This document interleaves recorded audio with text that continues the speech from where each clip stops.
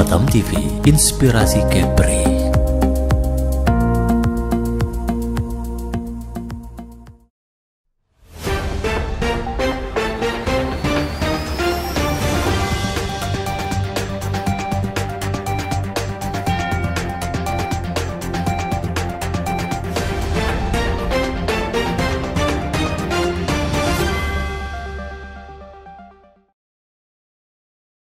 Sekolah merupakan bagian terpenting dalam sistem pendidikan. Biasanya ada tes kesiapan sekolah untuk mengukur seberapa jauh kesiapan anak dalam mengikuti sistem pendidikan formal. Selain dilihat dari usia anak, juga diperhatikan kemampuannya dalam berhitung maupun berpikir dengan baik. Dengan mengangkat tema persiapan sebelum sekolah, inilah catatan redaksi.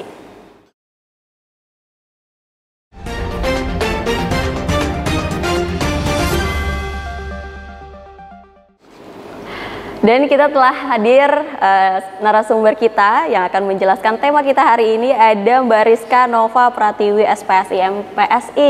Selamat pagi menjelang siang ya ini. Pagi Mbak. Gimana kabarnya? Alhamdulillah Mbak Rizka, baik. kita sempat ketemu ya waktu itu karena kita sering ngebahas kesehatan nih di sini di RSJKO. Benar sekali. Sehat hari ini. Alhamdulillah sehat. Sehat, kelihatan mukanya seger banget ya kalau psikolog gitu ya.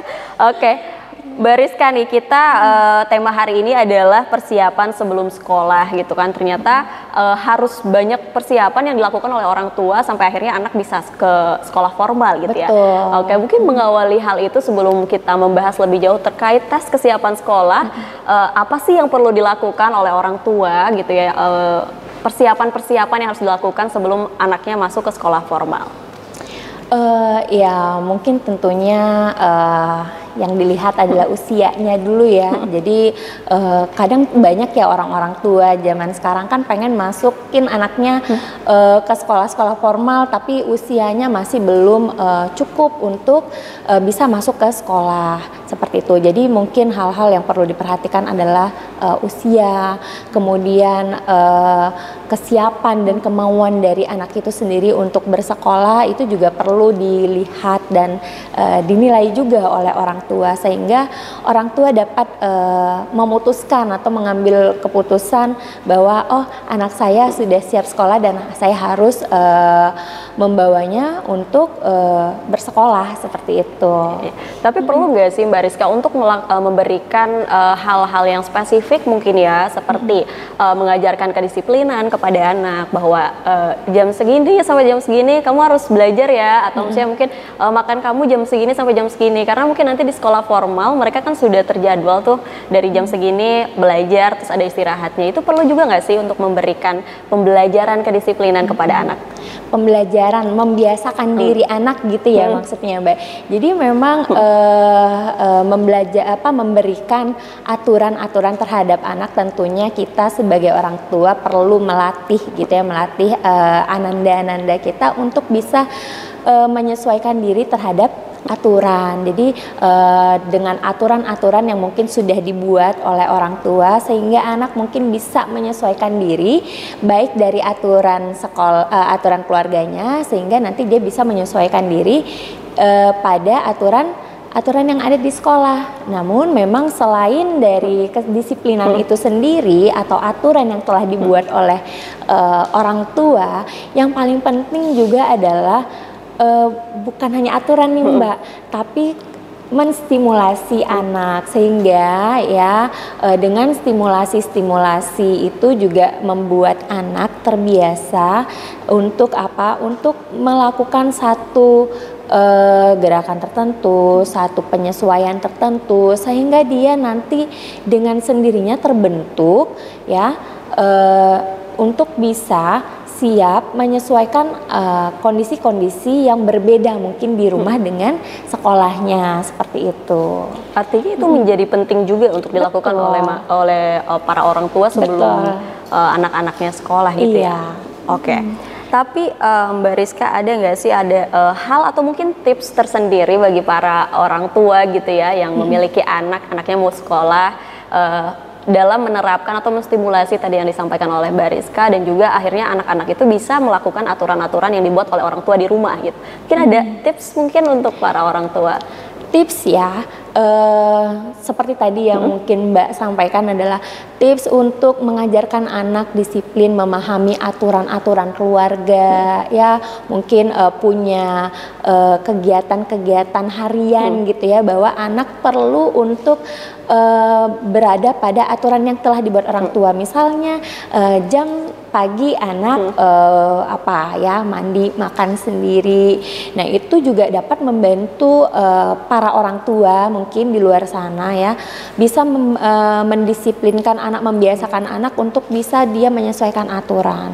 Kemudian simulasi itu penting ya, misalnya mungkin menstimulasi untuk dia bisa melakukan kegiatan keterampilan agar bisa menopang motorik halusnya, atau melatih dia untuk berbicara, memberikan ide dan gagasan. Itu juga membantu dia agar dia dapat percaya diri gitu ya. Kemudian anak-anak dibawa jalan-jalan, tapi bukan hanya sekadar jalan-jalan nih Mbak, tapi kita memberikan edukasi terhadap ananda-ananda kita bahwa di lingkungan kita, di lingkungan sekitar kita, oh ternyata ya ada transportasi ya, kemudian ada bentuk, ada warna, ada kebun binatang juga boleh. Jadi berikan anak informasi-informasi yang sederhana sehingga sehingga kemampuan kognitifnya itu bisa berkembang dengan baik, seperti itu. Oke, artinya aku ambil kesimpulan nih dari apa yang disampaikan sama Mbak Rizka ya. Berarti memang justru di situ adalah peran penting orang tua yang berperan di situ ya. Bukan berarti kan kadang ada orang tua yang nanti aja lah diajarinnya kalau dia udah masuk SD kan ada gurunya gitu. Berarti itu salah banget ya. Bener. Artinya harus dari sebelum dia masuk ke sekolah formal dia sudah diajarkan ini itu gitu ya. Oleh orang tua. Oleh orang tuanya. Oke, tapi Mbak Rizka, berarti di umur berapa kira-kira anak itu perlu dilatih atau distimulasi atau diberikan aturan-aturan, didisiplinkan seperti itu, kira-kira umur berapa? Sebetulnya sejak dini ya kita sudah menstimulasi anak gitu ya, bahkan dari bayi pun kita sudah menstimulasi anak untuk menggenggam mainan, mendengarkan bunyi, itu juga sebetulnya sudah menstimulasi. Namun kalau misalnya pembiasaan terhadap aturan itu sebetulnya aturan itu yang melakukan adalah orang tuanya dulu sebetulnya. Anak dari sejak dini itu jam makannya jam segini ya, jam tidur siangnya jam segini ya. Nah itu aturan dari orang tuanya, sehingga ketika dia sudah mulai paham, biasanya kan mulai paham itu di usia setahun setengah, 2 tahun, apalagi naik 2 tahun itu kan sudah mulai secara kognitif dia sudah mulai berkembang. Jadi dia sudah mulai paham apa yang diperintahkan oleh orang tua. Nah itu juga sebetulnya sudah mulai bisa tuh diterapkan, sehingga dia mungkin memiliki pembiasaan-pembiasaan tertentu, metode-metode belajar tertentu seperti itu. Tapi itu nanti ada dampak tersendiri nggak sih untuk anak ketika memang orang tuanya tidak aktif gitu ya, memberikan stimulasi, tidak memberikan aturan-aturan dan lain sebagainya, itu nanti akan berdampak juga nggak sih ke mental, mungkin mental ya anak-anak atau mungkin kesiapan dia? Tentunya ada ya, pastinya ada. Karena apa? Ya itu tadi ya, kita masuk sekolah formal kan ada aturan yang dibuat oleh sekolah ya. Misalnya aja SD gitu kan, SD itu kan sudah mulai mengadopsi atau menerapkan aturan-aturan yang telah dibikin oleh pemerintah, dinas tempat tentunya. Jadi nanti anak akan mengalami kebingungan di situ. Jadi kebingungan aturan-aturan karena apa? Di rumah dia tidak terbiasa dilatih kedisiplinan, dia di rumah tidak terbiasa melatih untuk taat aturan, mendengar perkataan orang tua maupun orang dewasa, sehingga dia nanti akan menjadi, lebih tepatnya bingung aturan. Nah nanti jadinya perilakunya jadi abai gitu. Jadi dia kesulitan untuk bisa menyesuaikan diri terhadap teman maupun lingkungannya, bahkan lingkungan pada saat dia bersekolah nanti gitu. Oke, artinya sangat berpengaruh sekali ya. Betul. Apalagi tadi mungkin nanti akan menjadi abai, melanggar aturan, tidak mau mendengarkan. Iya. Nah tentu juga apakah penting seorang tua gitu ya mengedukasi ataupun juga memberikan informasi terkait berperilaku baik, karena kan nanti di situ ada perbuatan yang dilakukan ketika dia melakukan perbuatan yang buruk, maka akan ada konsekuensi. Itu penting juga nggak sih untuk anak sebelum mereka akhirnya ke sekolah formal? Nah, itu juga menjadi catatan penting ya Mbak ya, apalagi sekarang ini kita kan sebagai orang tua ya, karena juga saya juga orang tua nih Mbak ya.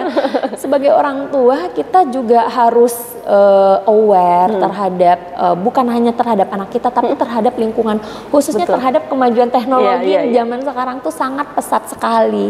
Jadi kita untuk mengimbangi anak kita, tumbuh kembang anak kita supaya dapat berjalan baik, dia dapat berperilaku sesuai dengan dengan nilai-nilai yang ada dalam budaya kita. Tentunya kita sebagai orang tua perlu menyampaikan, oh bahwa perilaku yang kamu lakukan itu salah, oh perilaku yang kamu lakukan itu keliru. Karena apa? Jika kita tidak memberitahu bahwa itu adalah perilaku yang keliru atau itu perilaku baik, itu anak akan tidak menyadari atau anak bahkan tidak memahami apa yang dia lakukan sebetulnya itu benar, apa itu salah gitu. Jadi dia tidak memahami akan konsekuensi-konsekuensi yang ada, karena dia konsep berperilaku baik buruknya dia tidak paham gitu. Oke. Jadi ketika kita mungkin ya orang tua memberikan pembelajaran disiplin tadi sehingga ada perbuatan, ada konsekuensi, itu perlu gak sih anak itu ketika dia melakukan sebuah perilaku yang keluar dari aturan rumah gitu ya, ibaratnya diberikan sanksi, diberikan hukuman mungkin gitu ya, itu perlu juga gak sih atau seperti apa kira-kira? Mungkin lebih tepatnya kita mengedukasi dulu ya Mbak ya, maksudnya kan kita nggak langsung ujuk-ujuk kita langsung kasih hukuman. Di rumah tidak boleh makan berdiri misalnya ya, misalnya seperti itu. Tiba-tiba karena di luar tidak ada fasilitas yang memadai, tapi dia ingin makan, terus kita langsung pukul tangannya misalnya begitu ya. Nah kan kita tidak langsung ujuk-ujuk seperti itu, tapi kita memberikan edukasi, informasi dulu terhadap ananda kita ya. Lebih baik kita cari tempat dulu yuk, mau makan makannya harus duduk seperti yang kita lakukan ya di rumah gitu. Nah itu ananda kita lebih kita edukasi, tapi kita tetap harus memberikan pengertian bahwa itu adalah perilaku yang tidak sesuai, itu adalah perilaku yang sesuai, sehingga apa yang sudah menjadi aturan di rumah, yang sudah diterapkan, yang sudah dijalani, walaupun dibawa keluar rumah gitu ya, itu dia tetap bisa konsisten untuk apa? Untuk tetap berada pada aturan itu gitu ya. Dia jadi bisa memahami konsep perilaku baik dari orang tua. Oh ya begini ya, konsep perilaku buruk dari orang tua ini seperti itu. Jadi dia bisa tetap konsisten memahami bahwa ini adalah perilaku yang harus saya patuhi seperti itu. Jadi kalau gitu berarti kapan anak itu diberikan hukuman? Maksudnya ketika agar dia pun tahu gitu bahwa ini konsekuensimu ini loh ketika kamu tidak sesuai dengan aturan gitu. Itu kira-kira kapan tuh? Itu dari sejak dini juga sebetulnya kita memberikan itu gitu, cuman bentuknya mungkin ya Mbak ya. Bentuknya misalnya kalau anak yang masih dini banget itu kan tentunya kita kan tidak dengan fisik ya, tapi kita mungkin dengan pengertian, edukasi gitu. Karena kalau misalnya kita nanti ngasih taunya ketika sudah mereka dewasa, itu kan pasti dia sudah menerima banyak informasi dulu nih, terutama mungkin dari media-media sosial dulu gitu. Akhirnya dia mungkin bingung aturan, kemudian dia merasa bahwa ini aturan yang mungkin tidak sesuai dengan apa yang mungkin sudah dia pahami sebelumnya. Jadi dari sejak dini kita sebetulnya sudah memberikan pemahaman bahwa kalau kamu lari-larian, kalau kamu tidak mengikuti perintah, katakanlah seperti itu ya. Nah, konsekuensinya adalah kamu akan jatuh. Misalnya kalau kamu tidak belajar, kamu mungkin akan menjadi tidak pintar, mungkin seperti itu. Jadi memang dari dini pun kita sudah memberitahu, cuman bentuknya saja mungkin tidak berbeda seperti itu. Iya.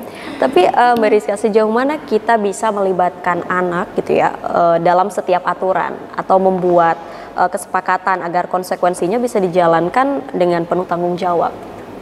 Kira-kira sejauh mana kita mengajak anak untuk melakukan atau menghindari hal-hal yang keluar dari aturan, sehingga ketika dia melanggar, dia melakukan konsekuensi dengan rasa tanggung jawab dia, bukan karena aku dihukum nih gitu. Itu kira-kira apakah perlu juga seperti itu? Tentunya ya, jadi mereka kan kita sudah memberikan pemahaman, tentunya kita kan dalam keluarga begini Mbak, dalam memberikan pemahaman kita punya banyak cara ya, biasanya orang-orang tua tuh tahu nih tips dan triknya karena mereka hari-hari bersama. Nah mereka kan pasti akan ada interaksi dalam keluarga yang misalnya anak, ibu, ayah. Nah itu sebetulnya harus satu pemahaman dulu ya, jadi antara seorang ibu dan seorang ayah harus punya kesepakatan bahwa kita menerapkan aturan yang sama ya buat ananda kita, buat keluarga kita. Nah itu yang perlu kita diskusikan. Bahkan dari umur 2 tahun kan anak-anak udah mulai bisa bicara, udah mulai bisa ingin tahu, rasa ingin tahunya sudah ada. Nah di situ kita bisa libatkan, mulai dari aktivitas keluarga dulu ya, misalnya misalnya membereskan mainan gitu ya. Itu kan dari kecil kita sudah harus menerapkan aturan-aturan itu. Jadi memang kita harus berdiskusi kita kumpul keluarga gitu loh. Jadi kumpul keluarga menjelaskan bahwa anak-anak ya pada saat bermain kita harus setelah selesai bermain kita harus bereskan mainan kita agar rumah kita tetap tampak bersih, kita tetap bisa bermain. Nah mulai dari kecil itu kita sudah harus melibatkan, jadi dia tahu bahwa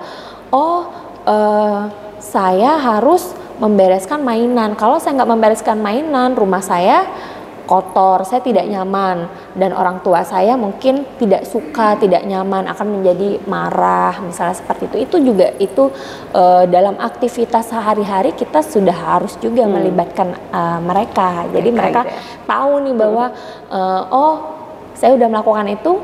Ketika saya tidak melakukan, saya tahu bahwa itu sudah didiskusikan dulu sebelumnya. Gitu. Oke, jadi artinya jauh dari penerapan aturan ataupun mungkin pemberian edukasi, informasi terkait aturan dan konsekuensi dan sebagainya, ternyata yang jauh lebih penting itu adalah komunikasi orang tua, ibu dan bapaknya ya. Betul. Jadi harus satu klop gitu ya. Jangan sampai ketika anak melakukan ini ternyata hukuman dari ibu terlalu berat. Ternyata pas ke bapak, nggak usah lah, nggak apa-apa lah itu. Berarti ini harus klop juga ya dari orang tuanya, dari ibu bapaknya. Tambah lagi Mbak, kalau misalnya dalam rumah itu ada kakek neneknya atau ada tante-tantenya, itu juga perlu dilibatkan bahwa kita harus punya aturan yang sama. Supaya apa? Supaya anak-anak terbiasa. Jadi misalnya anak memahami bahwa kalau misalnya tidak membereskan mainan itu konsekuensinya adalah orang tua marah. Nah, kalau misalnya kakek neneknya membiarkan, bapak ibunya sudah kekeh nih, sudah semangat, akhirnya anak jadi bingung gitu ya mungkin. Bingung aturan. Yang kedua, nggak apa-apa deh, nggak perlu beresin mainan, kan nanti dibelain kakek, dibelain nenek. Jadi dia merasa bahwa aturan itu bisa diabaikan, padahal sebetulnya kita kan mau membiasakan anak untuk bisa nih nanti di sekolah formal yang ada aturannya bisa mentaati gitu. Jadi memang PR banget ya, PR kita bersama bahwa aturan, kedisiplinan, pembiasaan, stimulasi itu memang semuanya berperan. Anggota keluarga yang semuanya ada di rumah itu harus berperan, karena apa? Biar kita bisa punya pemahaman yang sama, perilakunya juga kalau istilah kami namanya adalah penguatan positif dan penguatan negatif. Jadi ketika dia melakukan hal yang baik, ketika semuanya setuju bahwa itu adalah perilaku baik, maka dia akan memahami, oh itu namanya perilaku baik ya gitu. Tapi ketika dia melakukan satu kesalahan atau bentuk kekeliruan, maka ketika semuanya punya suara yang sama bahwa itu adalah tindakan keliru, maka dia akan dapat juga memahami, oh itu tindakan yang tidak baik ya, itu perilaku yang tidak baik ya gitu. Jadi dia tahu bahwa jadi ada penguatan di situ bahwa itu adalah perilaku yang harus dilakukan atau tidak dilakukan.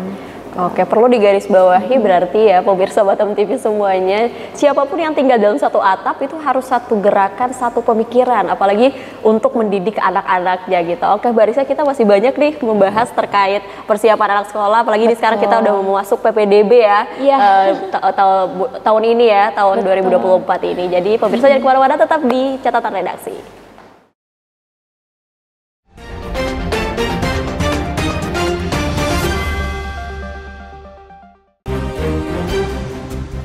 Saat ini masalah kesehatan jiwa semakin mendapatkan perhatian dunia. Catatan redaksi, program dialog informatif yang menghadirkan narasumber untuk membahas isu terkini, memberikan pemahaman mendalam dan perspektif beragam mengenai peristiwa dan perkembangan terbaru di sekitar Batam dan Kepulauan Riau. Catatan redaksi hadir setiap Kamis pukul 14 waktu Indonesia Barat, hanya di Batam TV Inspirasi Kepri. Kepri Cerdas, program yang memberikan sorotan khusus pada berita dan informasi dari berbagai sektor. Di lingkup Kepri dan dipandu oleh akademisi terkemuka. UKM, unit kegiatan mahasiswa. Baik, UKM atau unit kegiatan mahasiswa. Apapun dan dimanapun mahasiswa bisa Semakin cerdas bersama Kepri Cerdas. Setiap Sabtu pukul 12 waktu Indonesia Barat. Hanya di Batam TV, Inspirasi Kepri. Selamat datang di Kepulauan Riau, surganya kuliner Indonesia. Kepulauan Riau tak hanya menawarkan keindahan alam, tetapi juga sebuah petualangan rasa yang tak terlupakan. Dan sekarang hadir di layar Anda, Yuk Makan di Kepri, program TV yang akan membawa Anda dalam petualangan kuliner tiada tara. Temui para koki lokal yang berbagi resep rahasia dan cerita di balik setiap hidangan. Jangan lewatkan kesempatan untuk merasakan sensasi kuliner terbaik Kepulauan Riau. Saksikan program Yuk Makan di Kepri untuk mengetahui keanekaragaman wisata kuliner yang ada di Kepulauan Riau hanya di Batam TV. Yuk Makan di Kepri, sedap betul. Dapatkan petualangan kuliner Anda di Yuk Makan di Kepri setiap hari di Batam Televisi. Yuk Makan di Kepri, sedap betul.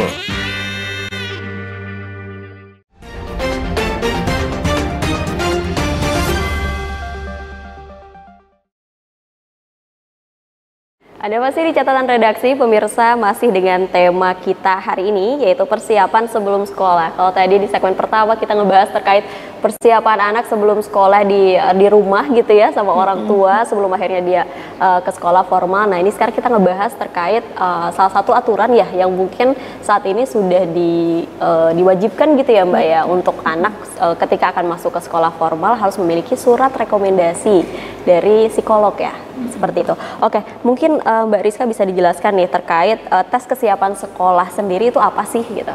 Jadi tes kesiapan sekolah ini adalah sebuah pemeriksaan atau pengukuran di mana hal ini dilakukan untuk melihat kondisi anak ya, apakah Ananda itu sudah memiliki kesiapan, kematangan untuk menghadapi situasi yang berbeda, yaitu menghadapi pendidikan formal seperti sekolah dasar misalnya seperti itu. Itu memang kewajibannya itu di baru-baru ini kah atau memang sebelumnya sudah ada sebenarnya aturan ini tapi memang tidak wajib gitu, seperti apa?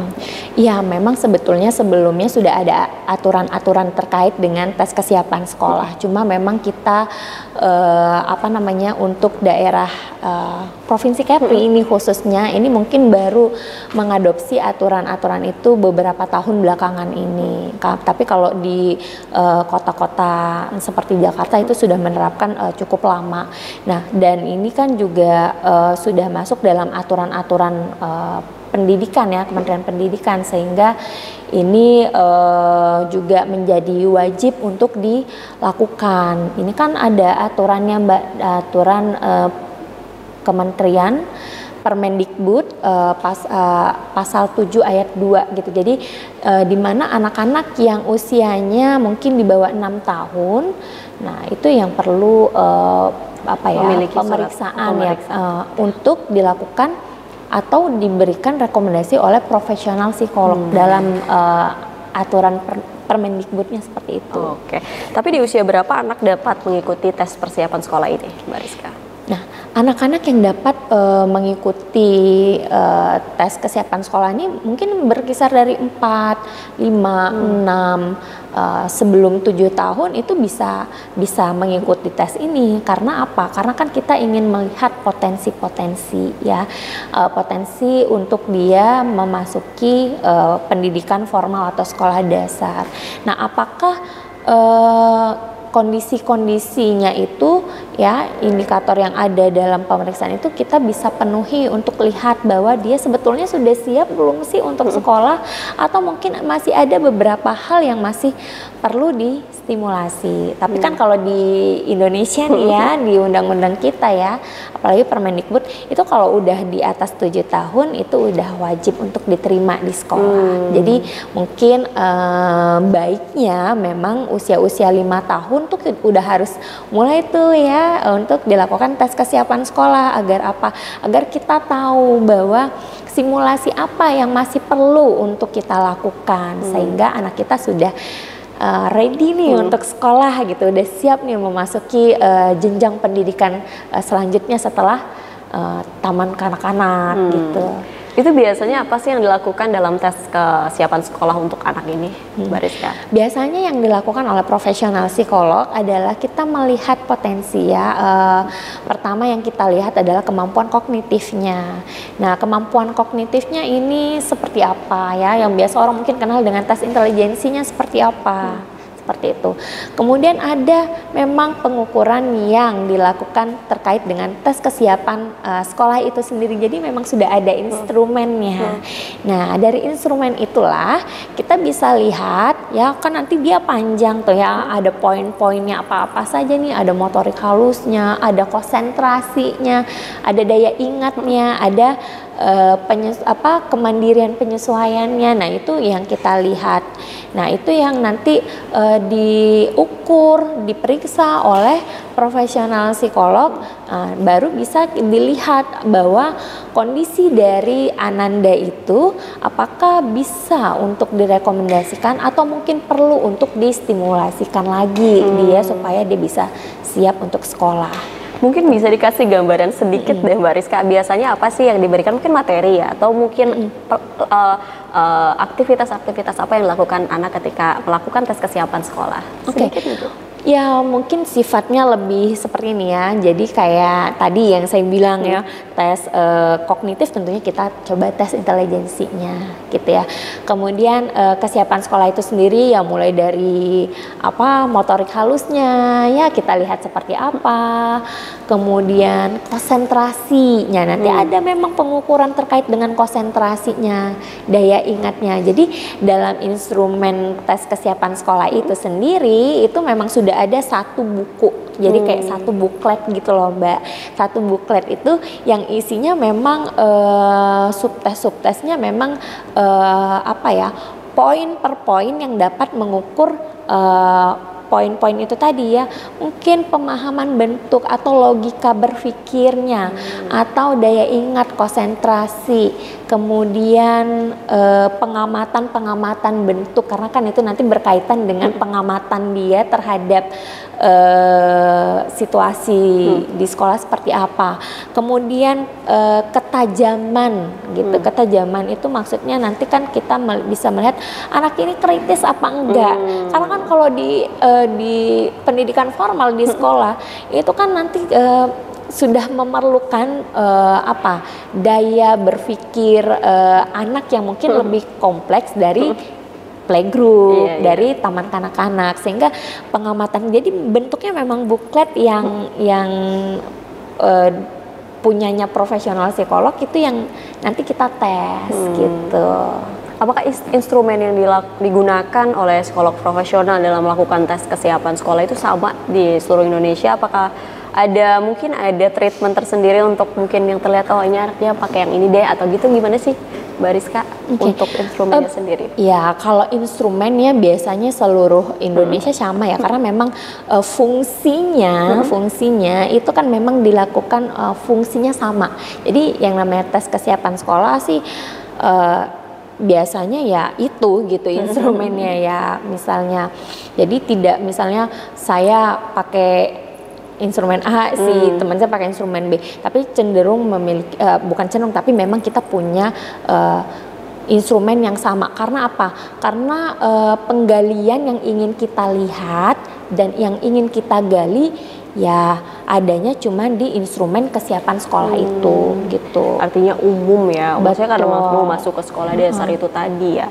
Oke, tapi dalam melakukan tes kesiapan sekolah itu berapa lama sih yang dibutuhkan untuk anak, sehingga maksudnya gimana? Ketika dia melakukan tes kesiapan sekolah berapa lama mereka harus mengikuti tesnya itu sendiri? Oh, pada saat pelaksanaan tes gitu ya. Memang sih pelaksanaan tesnya sebetulnya itu kurang lebih sih 120 menit ya satu anak. Tapi kadang-kadang kan ada anak-anak yang misalnya memang masih ada masalah-masalah perilaku. Misalnya anaknya aktif gitu ya. Saya sering beberapa di tes kesiapan sekolah itu menemukan beberapa anak yang aktif. Jadi kadang kan sudah mulai subtes yang pertama, aduh udah Bu, udah mulai bosan gitu. Ada Bu, dan ada juga beberapa anak yang kooperatif. Jadi kalau kooperatif pasti waktunya pas. Tapi kalau ada anak-anak dengan situasi-situasi tertentu, itu pasti akan akan mungkin memakan waktu yang mungkin lebih lama dibandingkan waktu yang mungkin memang harus dilakukan oleh dalam rangkaian pemeriksaan itu.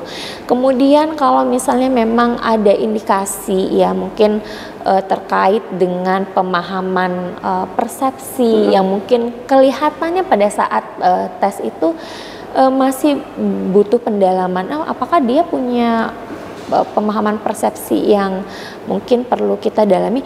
Nah, itu biasanya tambahan sedikit saja untuk pemeriksaan atau instrumen terkait dengan persepsi. Jadi selain tes kesiapan sekolah itu ada penunjang sedikit. Tapi kalau misalnya terlihatnya itu kita bisa menggali, biasanya sih tidak ada instrumen tambahan ya. Cukup dengan tes kesiapan sekolah itu kita bisa lihat bahwa anak itu sebetulnya sudah siap, sudah memiliki kematangan belum untuk memasuki ke pendidikan formal seperti itu. Tapi dikatakan anak itu siap gitu ya ketika ada titik berat tersendiri nggak sih Kak ketika instrumen itu di hasil akhirnya gitu ya, melihat hasil akhir ternyata yang ini menonjol ini, tapi ternyata yang ini menonjol karena dia artinya udah siap gitu. Itu ada nggak sih instrumen tersendiri yang ya pastinya terlihat? ada. Itu pastinya biasanya ada. apa tuh Kak yang? Nah jadi memang kita kan nanti berupa grafik biasanya ya, grafik. Jadi kita dalam memberikan laporan ya, kita kan ada laporan lisan dan laporan tertulis. Jadi pada saat laporan tertulis itu memang sudah ada grafik, biasanya grafik yang menunjukkan bahwa pengukuran yang kita lakukan itu menunjukkan memang poin-poin kematangan. Jadi dia ada kita sudah ada kategorinya gitu ya. Jadi jika dalam poin-poin penggalian tes kesiapan sekolah itu ternyata dia berada grafik yang berada semuanya di sebelah kanan yang artinya menunjukkan kematangan, berarti anak itu sudah siap untuk sekolah, berarti dia sudah memiliki kematangan untuk menyesuaikan diri ke pendidikan sekolah formal selanjutnya. Namun Mbak, misalnya jika ada nih beberapa poin ya, mungkin konsentrasinya masih terganggu karena dia perilakunya masih aktif, masih suka main gitu ya.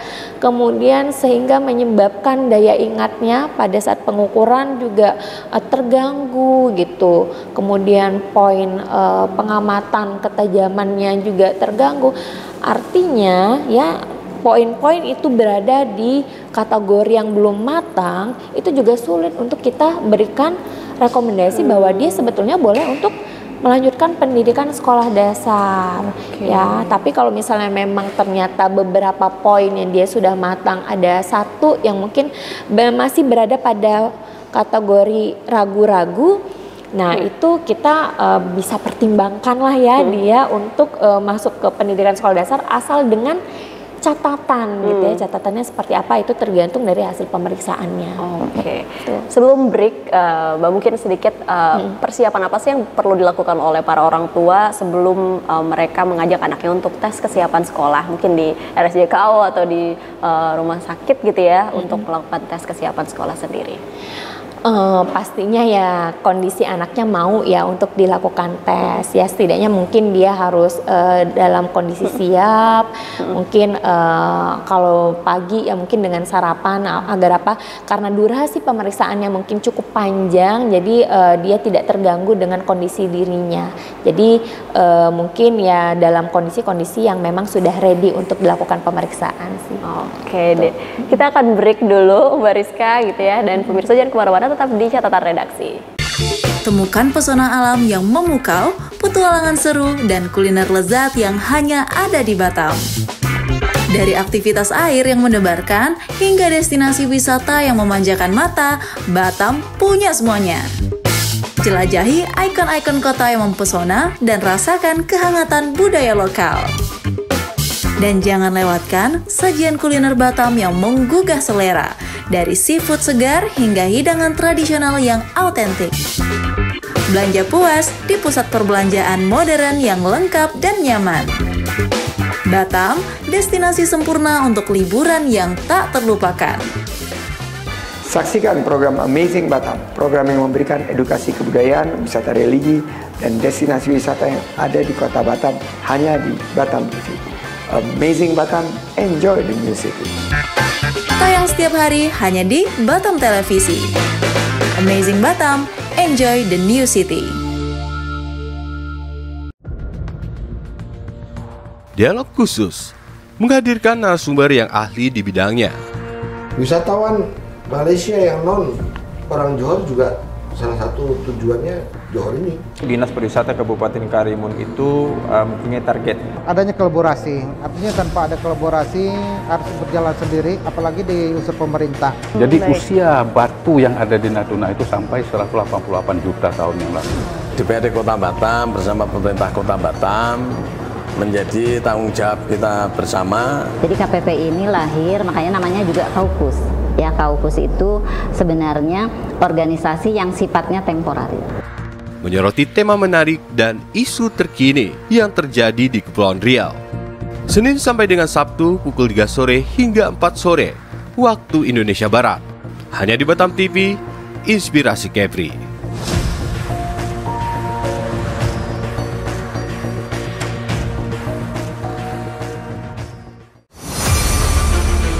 Expose Kepri, program yang dirancang untuk memberikan sorotan khusus pada berita dan informasi dari berbagai sektor.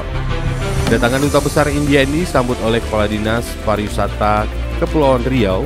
Usai ditambahkan sebagai Datuk Seri Satria Wijaya Negara, Panglima TNI Jenderal Agus Subianto menyempatkan diri mengunjungi Pulau Penyengat.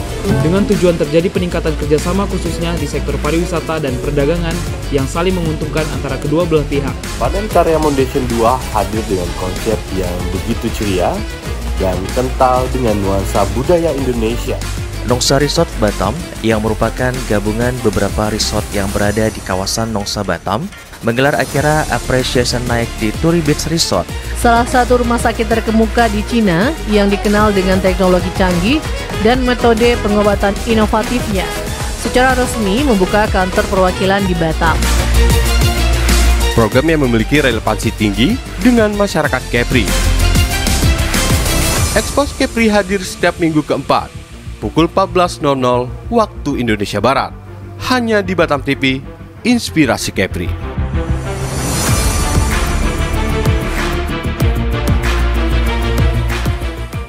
Kita satu komando, kita dengar arahan lagi.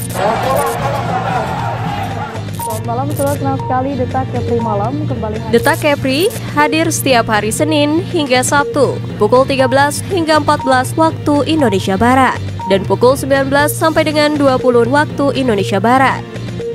Detak Kepri menyajikan fakta, cerdas, dan bisa dipercaya. Hanya di Batam TV, Inspirasi Kepri.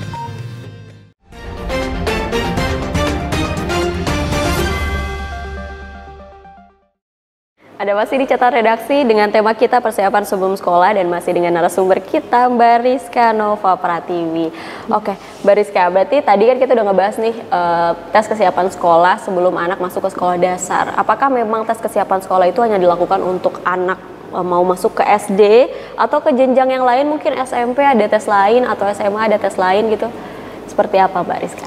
Iya, kalau tes kesiapan sekolah ini sendiri sih sebetulnya yang familiar dan populer memang untuk anak-anak usia TK yang mau masuk ke SD gitu ya, apalagi sekarang sudah ada aturan dari Permendikbud. Namun saat dia sudah memasuki sekolah dasar, kemudian SMP gitu, itu ada baiknya juga perlu mungkin untuk dilakukan tes-tes lainnya, tapi mungkin bukan tes kesiapan sekolah ya, tapi lebih kepada pengayaan ya, maksudnya penggalian minat bakat, karena kan zaman sekarang kan mungkin nggak sama kayak zaman-zaman dulu ya Mbak ya, yang mungkin apa namanya penjurusan itu dilakukan mungkin pada saat kelas 2 SMA gitu ya. Nah kalau sekarang kan mungkin begitu kita daftar sekolah SMA aja kita sudah langsung penjurusan ya, oh ini mau jurusannya apa sih, IPA atau IPS atau bahasa. Nah atau mungkin saya nggak mau SMA negeri, saya maunya SMA kejuruan gitu.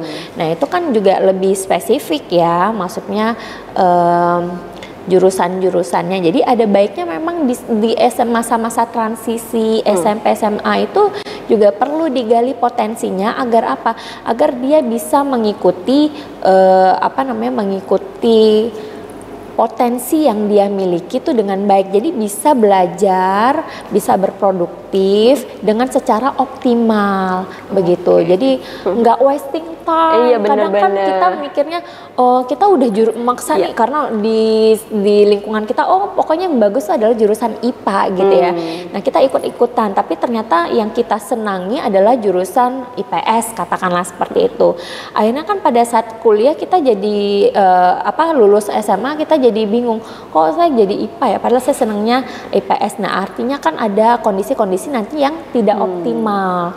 Nah ketika dia harus kuliah nanti di jurusan yang mungkin yang dia senangnya ada di jurusan IPS, nah akhirnya kan dia harus ngebut lagi untuk memahami hal-hal dasar yang berkaitan dengan IPS itu, jadinya wasting time. Dia harus buang-buang waktu kan, karena selama ini mungkin tidak berada pada jurusan yang sebetulnya yang dia senangi seperti itu. Oke, dan itu tesnya dilakukan oleh psikolog profesional mungkin seperti Kak Rizka bisa juga ya. Itu biasanya dilakukan di mana aja tuh untuk tes-tes kesiapan sekolah kah, atau mungkin tes minat bakat itu sendiri di mana? Kalau tes kesiapan sekolah tadi mungkin kita sudah bahas banyak ya gitu. Nah kalau tes minat bakat sendiri kita juga ada layanannya. Jadi kita memang datang ke layanan psikologi gitu untuk dilakukan tes minat bakat. Kemudian kita juga punya durasi waktunya lah mungkin kurang lebih 120 menit juga gitu. Jadi kita lihat, gali, nah kemampuannya dia, selain kemampuan kognitif juga kita lihat potensi-potensinya dia mengarah pada hal-hal yang berkaitan dengan apa? Apakah hal-hal yang sifatnya saintifik, biologi, ataukah sifat-sifatnya lebih ke sosial ya, atau mungkin sekarang kan SMA juga jurusannya udah banyak ya, maksudnya bukan hanya IPA IPS nih kalau negeri.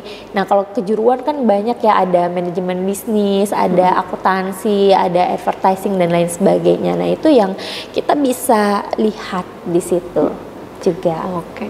Dan itu pelayanan itu ada juga di RSJK Ungku Haji Daud. Iya. Itu biasanya pelayanan dibuka dari hari apa aja dan jam berapa aja tuh biasanya Kak? Kalau pelayanan psikologi kita ngikutin jadwalnya rumah sakit ya. Setiap hari kita ada, tapi ya setiap hari kerja ya.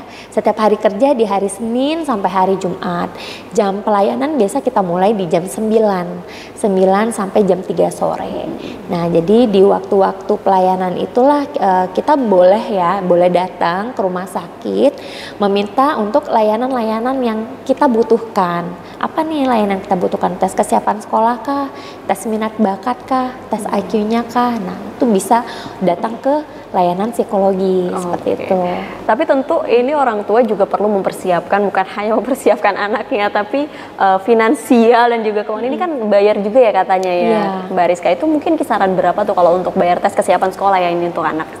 Kalau tes kesiapan sekolah sendiri sebetulnya itu nanti boleh lihat di media sosialnya rumah sakit kita ya. Jadi di situ memang sudah tertera 360.000 gitu. Jadi kita memang menyesuaikan tarif itu sesuai dengan pergub, karena kita rumah sakit pemerintah, jadi kita nggak boleh membuat tarif sendiri. Jadi memang acuannya sudah tertuang dalam aturan pemerintah. Oke, gitu. Tapi justru itu menjadi sebuah sebuah kesempatan untuk masyarakat dengan harga yang mungkin terjangkau ya dibandingkan mungkin rumah sakit swasta dan lain sebagainya. Justru di rumah sakit RSJK Ongko Haji Daud ini memberikan pelayanan untuk tes kesiapan sekolah dengan harga yang terjangkau yang tadi sudah disampaikan oleh Mbak Rizka sendiri. Bisa menjadi pilihan mungkin untuk masyarakat Uban ya, ataupun juga mungkin dari Tanjung Pinang bisa ke sini juga ya kayaknya. Boleh banget. Tapi melihat mungkin masyarakat Kepri atau khususnya di Uban ataupun di Tanjung Pinang itu sejauh ini kesadaran mami-maminya gitu ya, orang tuanya untuk mengajak anaknya untuk tes kesiapan sekolah ataupun tes minat bakat sendiri yang Mbak Rizka lihat tuh sejauh ini seperti apa? Nah, memang untuk tes kesiapan sekolah ini sendiri sih sebetulnya sudah mulai banyak disadari ya oleh orang tua, apalagi yang nggak sadar mungkin disadarkan oleh sekolahnya karena kebentur sama aturan dari Permendikbud. Jadi memang kalau kita lihat lihat pergerakan ya dari tahun ke tahun ya, memang setiap tahunnya orang tua sekarang sudah lebih aware, sudah lebih sudah lebih mengetahui bahwa anak untuk persiapan masuk sekolah itu harus dites dulu kemampuannya, kesiapannya. Namun memang sih masih ada beberapa orang tua nih yang sekitar sini yang melakukan layanan ketika anaknya diharuskan rekomendasinya oleh sekolah, tapi yang tidak diharuskan masih mungkin belum datang untuk melakukan layanan. Padahal sebetulnya tidak masalah bahwa anaknya perlu rekomendasi dari sekolah atau tidak. Itu anaknya mungkin perlu juga untuk dilihat apakah ada poin-poin yang mungkin masih perlu untuk ditingkatkan seperti itu. Karena apa? Karena kan perubahan dari pendidikan sekolah dasar yang formal kemudian berangkatnya dari pendidikan yang informal. Nah, itu kan banyak hal yang mungkin membuat ananda kita sendiri butuh penyesuaian yang ekstra, butuh keterampilan yang ekstra. Jadi perlu dan tidak perlunya sekolah atas surat rekomendasi yang telah dikeluarkan oleh psikolog mungkin juga perlu nih untuk mami-mami, dedi-dedi di sana untuk datang ke rumah sakit kita agar kita bersama-sama berdiskusi bagaimana caranya mengoptimalkan kemampuan-kemampuan yang mungkin masih butuh optimalisasi dan lain sebagainya, seperti itu. Karena mungkin ini adalah sebuah investasi jangka panjang ya, bisa dibilang. Mungkin saat ini kita ngeluarin 360.000 lah, katakanlah 400.000 untuk pemeriksaan anak. Tapi ketika hal itu sudah dilakukan, dituntaskan oleh orang tua, artinya anak itu akan enjoy dan juga dia menikmati pembelajaran yang dia dapatkan di sekolah formal. Jadi nggak usah khawatir, nggak perlu harus dipaksa dulu dengan aturan dari pemerintah pusat gitu ya, atau rekomendasi dari sekolah untuk melakukan tes kesiapan sekolah. Tapi itu adalah hal penting yang memang perlu dilakukan dan dibutuhkan oleh anak-anak kita. Karena semakin anak kita siap, karena semakin anak kita sudah punya kematangan mungkin dalam berpikir dan potensinya sudah matang, itu anak-anak mungkin akan lebih mudah memahami pelajaran-pelajaran yang ada di sekolah. Tapi kalau misalnya potensinya masih mungkin belum maksimal, belum matang dan tidak dioptimalisasi, itu nanti akan membuat anak menjadi kesulitan dalam belajar. Nah, jadi kasihan juga nih sama anaknya. Jadi orang tuanya juga jadi kebingungan lah, kok anak saya jadi susah belajar ya, anak saya kok jadi nilainya jelek. Ternyata sebetulnya dia mungkin ada masalah di beberapa part, di beberapa kondisi yang mungkin karena tidak dilihat sama orang tuanya, jadinya dia nggak tahu dia harus mengoptimalkannya di bagian mana supaya gitu ia ya. bisa menyeimbangkan anandanya untuk bisa bersekolah dengan dengan lancar, dengan baik, dengan luas seperti itu. Oke, tapi kalau misalnya para orang tua yang akan melakukan tes kesiapan sekolah sendiri, Mbak Rizka, mungkin contoh mau ke RSJKU sendiri ya, melakukan tes kesiapan itu susah nggak sih? Maksudnya apakah perlu daftar online dulu baru dilayani, atau mungkin on the spot datang ke sini langsung terregister, atau seperti apa sih sebenarnya kalau mau tes kesiapan sekolah? Ya, seperti yang Mbak tadi bilang, kita kalau mau datang ya pokoknya saya mau tes kesiapan sekolah itu tinggal ke pendaftaran, ntar langsung datang ke poli psikologinya. Segampang gitu itu berarti ya? Jadi nggak perlu harus ntar kesana sini dulu, enggak. Jadi kita langsung ke pendaftaran, ntar langsung diantar oleh perawat atau bagian pendaftarannya ke layanan psikologi, seperti itu. Mungkin ada jam-jam tertentu bagi mami-mami yang ternyata pas mau tes kesiapan penuh gitu, itu biasanya kalau biar agak lenggang gitu, biar agak waktunya agak pas gitu, itu biasanya di hari-hari apa sih Mbak Rizka biar nggak terlalu penuh numpuk gitu? Mungkin biasanya di hari Senin, Selasa itu kan masih orang tua kadang kerja dulu gitu ya. Jadi mungkin itu mungkin waktunya agak lebih lowong gitu. Jadi tapi ada baiknya pagi. Jadi karena kalau pagi itu kita lebih fresh ya, ananda kita lebih fresh, lebih masih semangat. Kalau udah siang kan nanti biasanya ananda kita udah loyo, udah lelah dulu dia karena main dan lain sebagainya. Jadi datang pagi mungkin membuat anak bisa lebih fresh lah ya dalam melakukan tes kesiapan sekolah itu. Oke, kita udah banyak banget membahas terkait kesiapan anak ya untuk sekolah. Meskipun saya mungkin belum punya anak, tapi nanti kan di waktu yang akan datang, iya benar banget ya, dan juga ini adalah informasi penting untuk mami-mami di sana, pemirsa Batam TV semua. Jadi nggak akan rugi nonton Catat Redaksi pada kali ini. Mungkin Mbak Rizka bisa memberikan closing statement nih, karena kita sudah berada di penghujung acara. Mungkin memberikan closing statement Mbak Rizka terkait tema kita hari ini, persiapan sekolah, seperti apa? Oke, jadi saya harap ya kepada bunda-bunda, ayah yang ada di luar sana, nggak perlu malu dan nggak perlu ragu untuk melihat melakukan tes kesiapan sekolah terhadap ananda-ananda kita. Karena apa? Itu adalah seperti yang tadi Mbak bilang, aset dan investasi ananda kita supaya bisa mengoptimalkan kemampuannya. Jadi semakin anak kita optimal dalam dirinya sehingga dia mudah dalam memahami informasi pelajaran yang mungkin dia terima, sehingga anak kita bisa jauh lebih produktif dan berprestasi. Oke deh Mbak Rizka, terima kasih. Sama-sama, informasinya sangat-sangat menarik dan penting banget deh ini. Makasih banyak ya atas waktunya. Sama-sama Mbak. Oke, dan pemirsa, saya Putri Amini, sampai jumpa di catatan redaksi selanjutnya. Mbak Rizka.